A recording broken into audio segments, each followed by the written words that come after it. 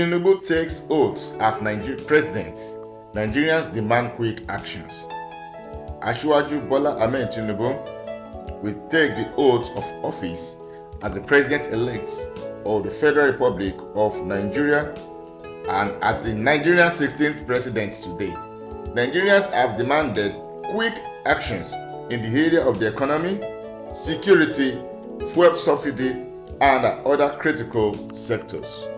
Also, the private sector demands blueprints on economy, on also fuel subsidy, and the president-elect Tinubu said that it shouldn't be pitied because he asked for the job and he won't give any excuses.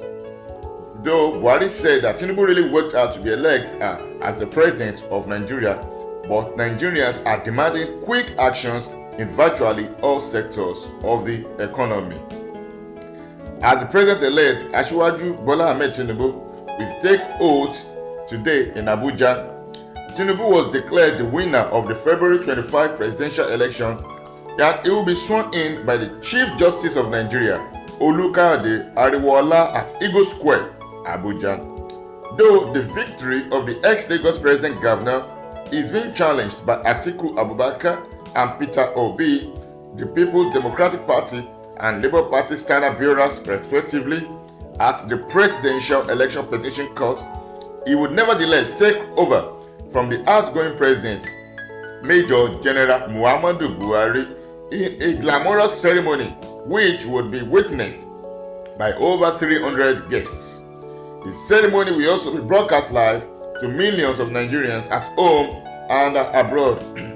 In preparation for the inauguration, the authorities have tightened security in the Federal Capital Territory with the deployment of soldiers, policemen, undercover operatives, and counter-terrorism units at strategic locations and public facilities, including hotels where invited guests were accommodated. Also, the military and the police have been conducting area surveillance of the Federal Capital Territory with helicopters flying overhead. Ahead of the transition of power to the president-elect, scores of representatives of foreign governments, diplomats, and heads of international organizations began arriving in Abuja on Sunday. Against the backdrop of the challenges facing the country, economic players including the Nigeria Employers Consultative Association, Nigerian Economic Summit Group, and the Manufacturers Association of Nigeria admonished the former Lagos State Governor to tackle inflation, stabilize the exchange rate, and ensure the removal of fuel subsidy within its first 100 days in office. Speaking in Lagos on Sunday, the Director General of NECA, Mr. Wale Onyerinde, said his group expected Tinubu to put together his economic team within the first 100 days. He noted that the incoming administration should be able to create a blueprint for reviving the refineries and removing fuel subsidies. Oyerinde said, "We expect that they would have shared definitive economic philosophy that they will use to run the country, a definite economic philosophy.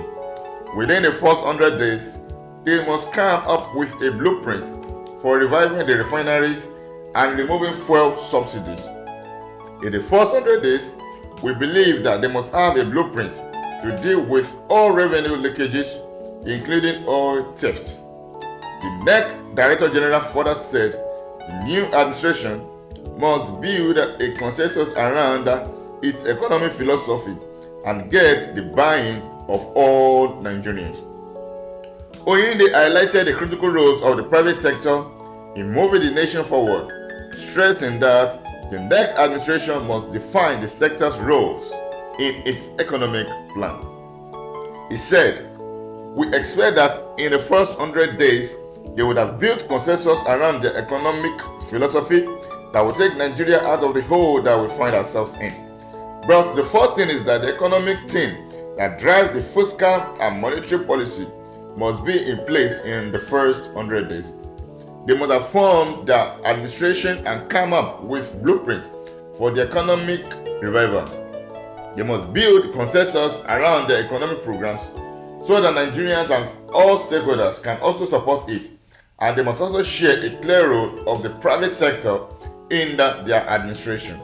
A facilitator with the NASG, Dr. Ikena Nawosu, who observed that Tinubu was here to unfold his economic blueprint, urged him to unite Nigerians. He noted the man has not unfolded any economic blueprint, but the most important part is that he has to unite the country as he rises above the partisan nature of politics and check the inflation and exchange rate. They are rising too fast. The inflation rate, exchange rate, debt to GDP rate, and oil subsidy, he can handle them in the first 6 months. These are the main issues. Every other thing is additional.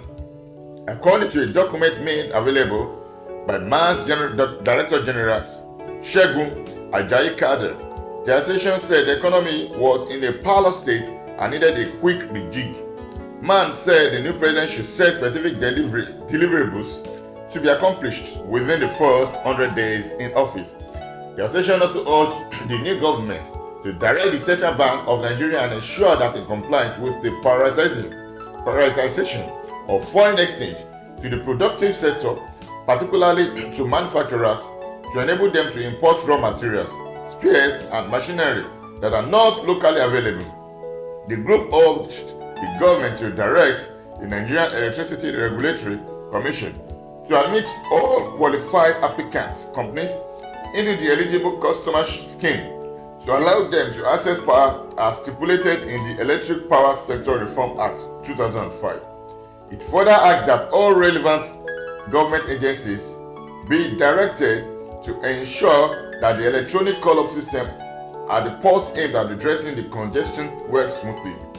The statement read partly, "A change in administration is usually greeted with expectations, particularly when it was preceded by electioneering campaigns when promises are made by the candidates of the various political parties."